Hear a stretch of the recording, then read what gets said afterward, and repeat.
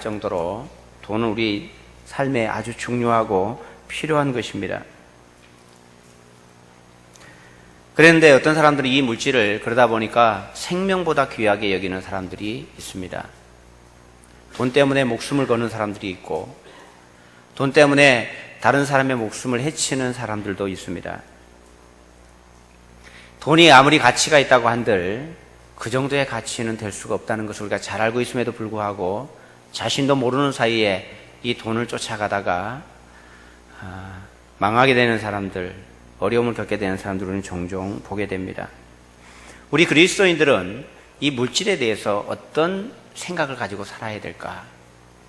이 물질은 우리에게 어떤 의미인가 하는 것들을 오늘 바울의 고백을 통해서 생각을 해보려고 합니다.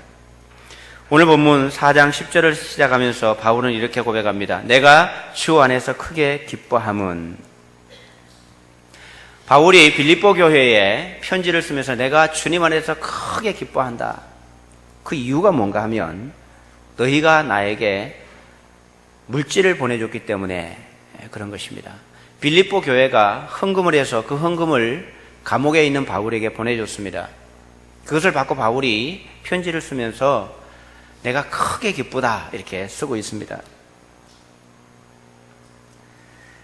빌립보 교회가 바울에게 이렇게 종종 물질로 후원을 했는데 오늘 보면 15절에 보면 복음이 빌립보에 전해지는 그 시초의 초기 단계에 이 빌립보 교회가 헌금을 해서 바울을 후원해 주었습니다. 그리고 빌립보를 떠나서 데살로니가라고 하는 곳에 있을 때도 빌립보 교회가 또 헌금을 해서 그 헌금으로 바울이 사역할 수 있도록 2번이나 물질을 보내주었습니다. 그리고 오늘 보면 18절에는 바울이 지금 로마 감옥에 갇혀 있는데 그 먼 거리를 자기들이 다시 헌금을 해서 에바브로디도라고 하는 사람의 손에 그것을 들려서 로마 감옥까지 찾아가서 이 물질을 공급해 주었습니다. 이것을 받고 바울이 너무 기쁜 것입니다. 아마 당시에 바울은 복음을 전하면서 물질이 아주 많이 필요했을 것입니다. 자기의 생활을 비롯해서 구제하고 복음을 전하고 교통비며 숙식비며 이런 것들 때문에 아주 많은 돈이 필요했을 것입니다. 그것을 알고 빌립보 교회가 필요할 때마다 후원을 많이 해 주었습니다. 이런 복음을 전하다 보면 이 물질이 필요하죠. 이 일에 빌립보 교회가 동참한 것에 대해서 바울은 굉장히 기쁘게 생각하면서 편지를 쓰고 있습니다. 그런데 바울이 정말로 이 기뻐했던 이유가 무엇일까 하는 것입니까? 돈을 받았기 때문에 나에게 없는 돈이 생겨서 그것 때문에 기뻐했을까 하는 것이죠. 오늘 본문을 보면 그렇지 않다는 것을 우리가 알 수 있습니다. 돈 때문이 아니라 빌립보 교회 성도들의 모습 때문에 바울이 너무 기뻤던 겁니다. 그들이 복음 사역에 동참하고 성숙해지는 모습을 보면서 바울의 마음속에 너무 기쁨이 된 것입니다. 여러분 자녀들이 자라서 여러분에게 용돈을 주면 기쁘겠습니까? 저는 아직 용돈을 안 받아와서 모릅니다. 우리 아이들이 둘 다 학생이기 때문에 우리 아이들이 돈을 벌어서 저한테 용돈을 준 적이 없습니다. 그래서 그것이 얼마나 기쁜지 저는 잘 모르겠는데 아마도 기쁠 것 같아요. 왜 기쁜 게 하면 돈을 받아서 기쁜 것이 아니라 우리 아이가 벌써 이만큼 자랐구나, 이만큼 성숙해져서 나에게 용돈을 주는구나, 이 자체로 아마 기쁠 거라고 생각합니다. 바울이 빌립보 교회 성도들의 마음을 받으면서 기뻤던 이유가 바로 그것 때문입니다. 생일날이나 기념일이 되면 자녀들이 여러분에게 선물을 하죠. 저도 우리 아이들이 둘이 있는데 제 생일날이 되면 아이들이 선물도 사고 편지도 쓰고 그렇게 해서 제게 선물을 줍니다. 저는 그 선물을 받을 때 대단히 기쁩니다. 그런데 제가 선물 때문에 기쁜 적은 한 번도 없었던 것 같습니다. 제 마음을 기쁘게 할 만한 선물이 별로 없습니다. 우리 아이들이 저한테 쓴 선물이 주로 어떤 것일 것 같습니까? 속옷, 벨트, 넥타이, 셔츠 이런 정도입니다. 거의 대부분 5만 원 이하. 어떤 때는 이 아이들이 아빠 용돈 좀 주세요 이럴 때가 있습니다. 눈치를 보니까 선물은 사야 되는데 돈이 없는 겁니다. 제가 모른 체하고 돈을 주죠. 그럼 그걸 가지고 선물을 사온 겁니다. 어떻게 보면 제 돈으로 사온 거잖아요. 자기들은 자기들 이름으로 가져오는 겁니다. 그걸 갖고 제가 뭐 기쁘겠습니까? 제가 돈이 없어서 그걸 살 돈이 없어서 못 사겠습니까? 물론 나이가 더 들어서 차를 한 대 정도 사주면 좀 기쁠런지 모르겠습니다만은 하여튼 현재로서는 그거 가지고 제가 선물 때문에 기쁜 적은 거의 없습니다. 그 선물을 사기 위해서 아이들이 마음을 쓰고 우리 아빠에게 뭐가 필요할까? 넥타이 하나를 사도 우리 아빠한테 어떤 색깔, 어떤 넥타이가 어울릴까? 이런 고민을 하면서 아빠에게 마음의 감사의 편지를 담아서 가져오는 그것이 기특한 거예요. 우리 아이들이 이렇게 컸구나. 이런 생각에 감사가 되는 거죠. 이런 바울에게 있어서 빌립보 교회가 큰 기쁨이 됐던 이유는 돈 때문이 아니라 그들이 성숙해 가면서 이 복음 사역이 얼마나 중요한지 또 자신들이 그 사역을 감당하려고 하는 그 마음이 바울은 너무 기뻤던 것입니다. 제가 목회자이다 보니 우리 성도들의 헌금 생활에 제가 관심을 가질 때가 종종 있습니다. 우리 성도들이 헌금을 어떻게 하는지 제가 잘 안 봅니다만은 가끔씩은 제가 한번 쭉 살펴봅니다. 지나간 헌금 내역들이 있기 때문에 어떻게 헌금 생활을 하는가. 제가 헌금 얘기를 할 때마다 조심스러운 것은 모처럼 교회에 왔는데 헌금 얘기를 해서 또 시험에 드는 사람이 있을까 봐 제가 항상 얘기를 하죠. 시험에 들지 마십시오. 헌금 안 하셔도 괜찮습니다. 내 마음에 주시는 만큼 내 마음에 감동되는 만큼 하는 것이지 교회는 헌금을 강요하지 않습니다. 그러나 어느 목사님이 이렇게 말씀하셨어요. 그 사람이 신앙이 어떤가 하는 걸 보려면 헌금 생활을 어떻게 하는지 보면 알 수 있다. 그렇게 얘기를 했어요. 제가 그 말에 100% 동의하지는 않습니다만은 참 일리 있는 말이다라고 생각합니다. 물질에 진실한 사람, 물질에 정직하고 물질을 어떻게 쓰는가에 따라서 그 사람의 마음속에 있는 것이 보여지기 때문에 그런 것입니다. 제가 이번에 비전센터 건축 때문에 헌금하신 분들의 명단을 두고 제가 기도를 하는데 제가 참 감사해요. 우리 성도들이 모두가 다 같은 마음으로 이 일을 위해서 정말 최선을 다해서 했구나 하는 것이 제가 느껴집니다. 그 예물이 얼마인가 이것이 아니라 그 예물을 드리면서 하나님께 드렸던 그 마음들이 저를 기쁘게 하는 것입니다. 그 마음 속에, 그 예물 속에 하나님을 사랑하는 사랑이 담겨 있다라고 하는 것을 느껴요. 어떤 분들은 왜 이렇게 많이 했지? 이렇게 많이 해도 괜찮나? 이런 생각이 드는 분들도 있습니다. 그분에게 주신 하나님의 마음 때문에 하신 것이라고 믿습니다. 제가 강요했기 때문에 여러분 하신 분은 안 계시죠? 저는 강요할 마음도 없고 그렇게 할 수도 없습니다. 그런데 그렇게 하나님 앞에 사랑하는 마음으로 한 분들의 이름을 불러가면서 기도하면서 제 마음속에 참 감동이 되기도 하고 감사가 돼요. 담임 목사로서 제가 여러분에게 감사를 표현합니다. 교회를 세우는 일에 한마음 한뜻이 되어서 그 일을 감당하는 분들이 너무 감사한 거죠. 바울이 빌립보 교회가 바울에게 큰 기쁨이 됐던 이유가 바로 그런 것 때문입니다. 게다가 그동안에 이 하다가 자신이 감옥에 갇혀 있는 동안에는 이 후원이 끊겨져 있었습니다. 근데 어느 날 감옥에 있는데 그 먼 거리를 에바브로 디도편에 헌금을 들려서 로마 감옥까지 찾아온 그것을 보면서 이것이 다시 싹이 났다라고 바울이 표현하면서 너무 감사한 거예요. 바울에게 있어서 빌립보 교회를 향한 기쁨은 바로 그것이었습니다. 물질이 채워져서 기쁜 것이 아니라 그들의 마음을 받으면서 그들이 하나님 앞에 마음으로 나아오는 모습을 보면서 너무 기뻤던 거죠. 물질의 양이 얼마였는지 모릅니다만은 그 양보다는 바울과 함께 하려는 그 마음이 너무 바울을 기쁘게 했던 것 같습니다. 바울은 이 물질을 받으면서 빌립보 교회에 편지를 쓰면서 내가 물질 때문에 기뻐하는 것이 아니다 라고 하는 것을 얘기하면서 자신이 물질에 대해서 어떤 생각을 갖고 있는지를 기록해 놓았습니다. 바울이 물질관이 어떤지를 우리가 살펴보면서 그리스도인들이 물질에 대해서 어떻게 생각해야 되는가 하는 것을 오늘 말씀을 통해서 생각해 볼 수 있습니다.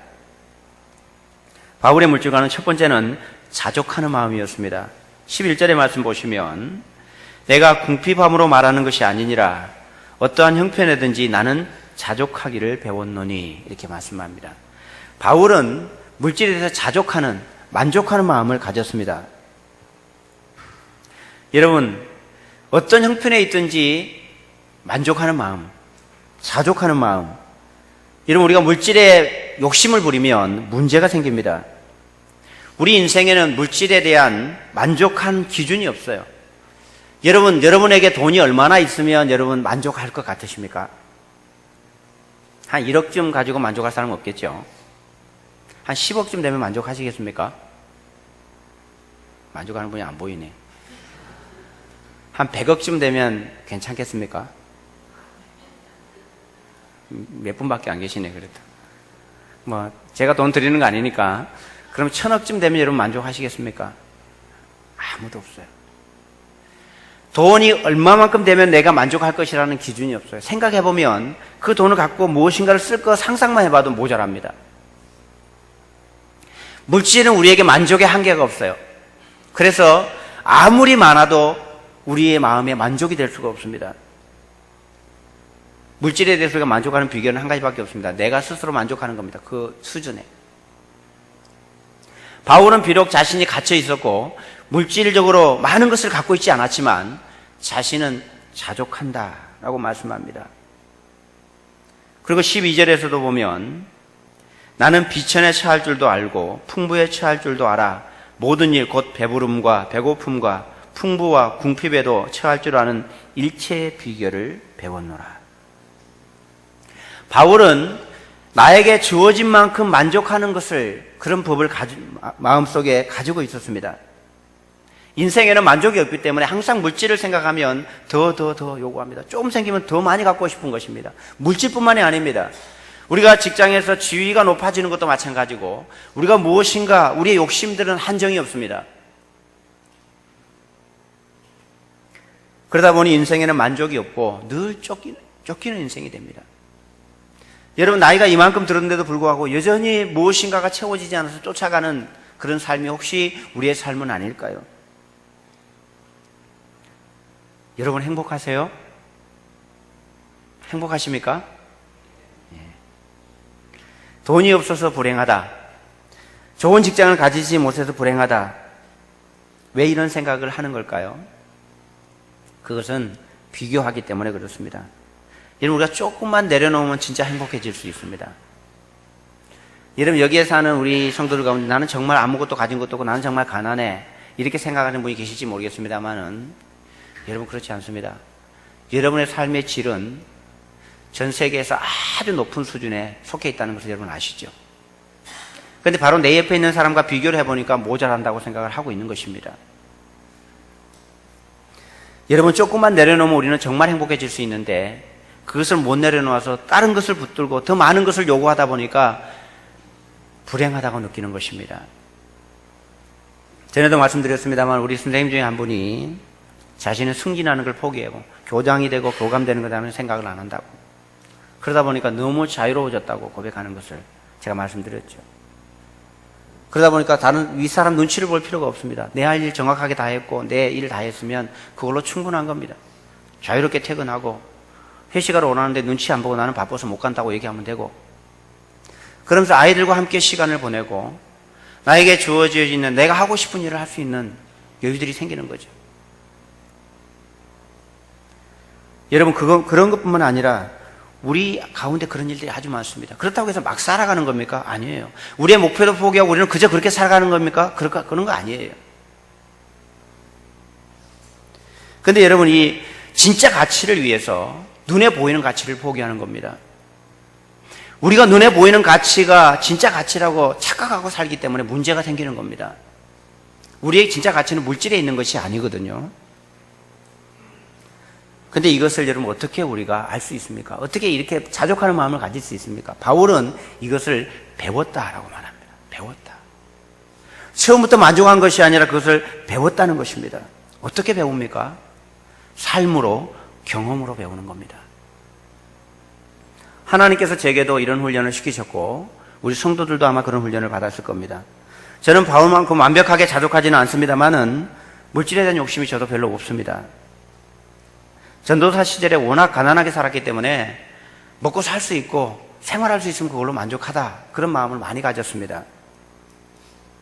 같이 대학을 다니던 친구들이 아파트를 사고 차를 사고 할 때 그것이 부러웠던 적도 있었습니다. 그러나 지금은 그런 것들이 별로 부럽지 않습니다. 많이 자유로워진 것이죠. 그런 것은 제 인생의 목표가 아니기 때문입니다. 있으면 있는 대로, 없으면 없는 대로 주님께서 나와 함께 하시기 때문에 괜찮은 겁니다. 아무리 가난해도 밥을 굶어 본 적 없고, 제가 하고 싶은 일을 못한 것도 없고, 학교 공부를 못한 것도 아닙니다. 주님께서는 저와 여러분의 인생을 책임지고 계신 줄 믿습니다. 그랬기 때문에 우리가 자족할 수 있는 겁니다. 여러분, 물질에 자유하시기 바랍니다. 너무 물질에 집착하면 행복을 빼앗기게 됩니다. 가족과 보내야 될 소중한 시간을 빼앗기게 되고, 진짜 해야 할 일을 하지 못하고 다른 일에 마음을 빼앗기게 됩니다. 나에게 주어진 만큼 하고 내가 누릴 수 있을 만큼 누리면 그것이 충분한 것입니다. 돈 버느라고 가족들은 뒷전으로 하고 물질 따라가느라고 주님을 버리는 그런 사람들은 아마 시간이 지나고 나면 후회하게 될 것입니다. 그리스도는 이 땅에서 아무리 어렵게 살아도 천국 백성입니다. 우리가 이 땅에서 아무리 가난하고 고통 가운데 어렵게 살아도 우리를 위해서 천국에 예비된 것이 있습니다. 그러니까 여러분, 좀 가난해도 괜찮습니다. 이 땅에서 좀 어렵게 살아도 괜찮습니다. 우리에게 주어져 있는 이 땅의 어려운 만큼, 힘든 만큼 하나님께서 우리에게 상급으로 채우실 것이 있다는 것을 잊지 마십시오.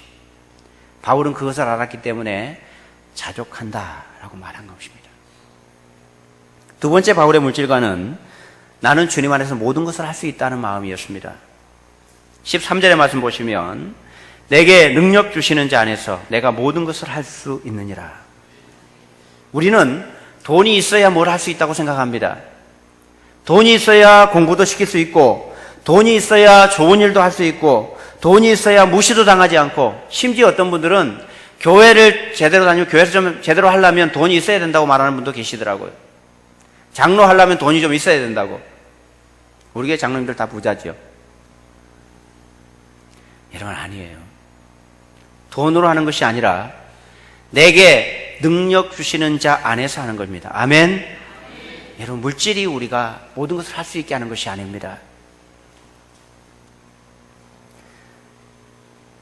바울은 비록 자신이 천막 만드는 일을 하면서 자신의 자비량으로 자신이 돈을 벌어서 복음을 전하고 자신의 인생을 꾸려가면서 살았지만 그분이 능력 주시는 것 안에서 모든 것을 할 수 있었다라고 고백하고 있습니다. 자신이 목표로 했던 일, 하나님께서 자신의 가슴 속에 담아주셨던 이 꿈, 소망들을 다 이루면서 살았다는 것입니다. 돈이 풍족하게 자신에게 있는 것은 아니었지만 복음을 전하는 일에 거칠 것이 없었고 자신이 목표로 했던 일들을 다 이루면서 살아왔습니다. 여러분, 제가 자주 말씀드립니다만은 너무 잘하려고 하지 마십시오. 내 능력 이상의 것을 하려고 하지 마십시오. 그것은 안 되는 겁니다. 그거 하려고 하면 힘들어서 못해요.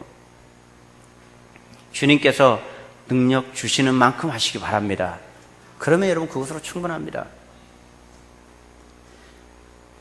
우리가 그리고 무엇인가 하려고 할 때 주님께서 나에게 마음을 주시고 그것이 주님 앞에 기쁘게 하신 일이고 선한 일이면 하나님 그 능력을 그것을 감당할 수 있도록 능력을 공급해 주십니다.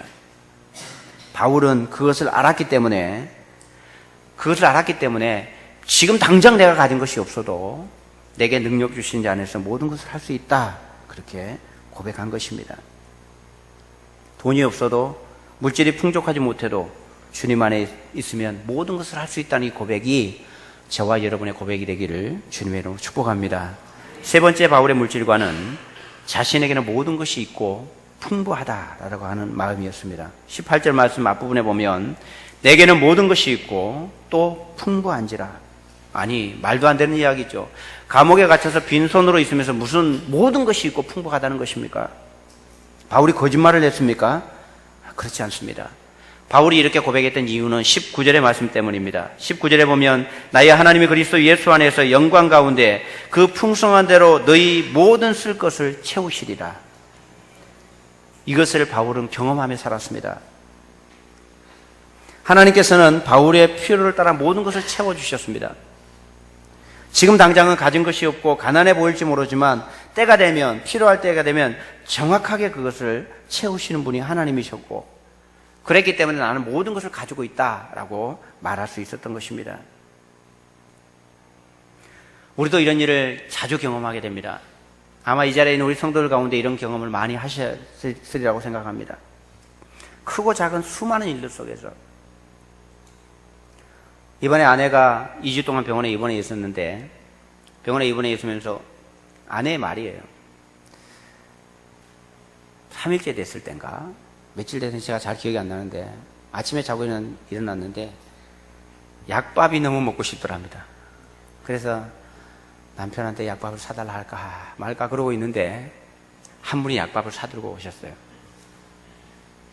그러니까 어떻게 우리 하나님 내 마음을 이렇게 잘 아시는가. 그 성도의 깊은 마음이 있지만 그런 겁니다. 하루는 저보고 아침에 일어나더니 오늘은 회를 먹고 싶으니까 점심때 회를 사다 달라는 겁니다. 알겠다고. 회를 사러 가려고 준비하고 있는데 11시 반 되니까 한 분이 회를 사갖고 들고 오셨어요. 여러분 이게 큰일이 아닙니다. 여러분 우연인 것 같죠? 우리 인생에 우연처럼 보이는 수많은 일들이 있는데 이것을 한 번 경험하고 두 번 경험하고 계속 경험하면 우연이 아니라는 걸 알게 됩니다. 우연처럼 보이는 수많은 일들이 우리 가운데 흘러가는데 그것을 우연으로 그냥 넘어가는 사람이 있는가 하면 하나님의 섭리라는 걸 알게 되는 경우들이 아주 많습니다. 뭐 그렇다고 매번 그랬던 건 아니고 제가 제 돈으로 맛있는 거 많이 사다 줬습니다. 제게 돈이 있을 때는 제가 사는 거죠. 근데 필요할 때는 하나님께서 그렇게 하실 때가 아주 많이 있습니다. 한 번은 제가 우리 성도님 가운데 한 분을 상담하고 마음이 너무 아팠어요. 조금이라도 좀 도와서 힘이 되게 해줬으면 좋겠다는 생각이 드는데 제 수중에 돈이 한 푼도 없는 겁니다. 그래서 마음을 이렇게 쓰다듬고 있는데 한 분이 찾아오셨어요. 봉투를 저한테 주고 갔습니다. 목사님 돈 혹시 필요 없으세요? 30만 원 들었더라고요. 하나님께서 보내주신 것 아니면 제가 그 돈이 왜 저에게 왔겠습니까? 하나님께서 우리에게 주신 마음을 가지고 섬길 마음을 가지고 하나님의 일을 감당하려고 하면 하나님은 공급하시는 분이십니다. 제가 대학원 다닐 때 한 번은 학비가 없어서 학교 등록을 할 수 없었습니다. 2학년 2학기 때인 것 같습니다. 대학원에. 돈은 하나도 없고 그래서 등록도 못하고 마지막까지 제가 결혼해서 아이도 있는 제가 저희 부모님도 뻔한데 부모님에게 가서 학비 좀 보태주세요. 말할 수가 없었습니다. 말해서도 안 될 일이었고 그렇다고 전도사가 교회 성도들 찾아다니면서 돈 좀 빌려달라고 하겠습니까? 그것도 말이 안 되는 이야기죠. 그것도 할 수 없는 일이었습니다. 그래서 하나님께 기도하고 하나님 돈 안 주시면 이번 학기는 쉽니다. 그걸 기도하고 있는데 마지막 날 은행 마감되기 직전에 한 청년이 카드를 들고 찾아왔어요. 제가 그 청년에게 얘기를 한 적이 없습니다. 그 청년이 돈이 없으니까 자기 카드를 들고 왔어요. 전도사님 학교 등록하시라고. 제가 그것을 지금 생각하면 그거 잊을 수가 없어요. 그런데 참 놀라운 것이 뭔지 아십니까? 하나님께서 그 청년을 어떻게 하셨을까요? 여러분 우리가 하나님께 드리는 모든 것에는요 공짜가 없어요. 하나님께서 우리에게 무엇인가를 공급하시고 시키시면 하나님 거기에 대해서 반드시 공급하시고 책임져 주신다라고 하는 것입니다. 이것이 우리 삶에서 매일매일 경험되는 일들이에요. 바울은 복음을 전하면서 이걸 너무 많이 경험해서 이 물질에 대한 가치관이 자기 속에 배워서 정립이 돼버린 것입니다. 삶으로 순종해서 살아가면서 공급하신 하나님을 보면서 나는 지금 현재는 아무것도 갖고 있는 것이 없는 것 같은데 모든 것이 있다는 것을 아는 것입니다. 모든 것이 풍부하다는 것을 알게 된 것입니다. 우리가 지금 비전센터를 건축하고 있습니다. 이 비전센터는 제가 할 수 있는 것도 아니고 어느 누가 하는 것도 아닙니다. 저는 하나님의 일을 할 때 억지로 막 밀어붙일 생각이 별로 없습니다. 왜냐하면 그 일을 내가 나서서 하는 것이 아니라 주님께서 하셔야 하기 때문입니다. 물론 우리 마음속에 하나님께서 마음을 주셨을 때 그 마음으로 이걸 하고 싶다는 표현들은 하고 가는 거죠. 저는 우리 비전센터가 주님의 은혜 가운데 잘 마무리될 것을 믿습니다. 왜냐하면 주님께서 우리를 통해서 일을 하고 계시기 때문에 그렇습니다.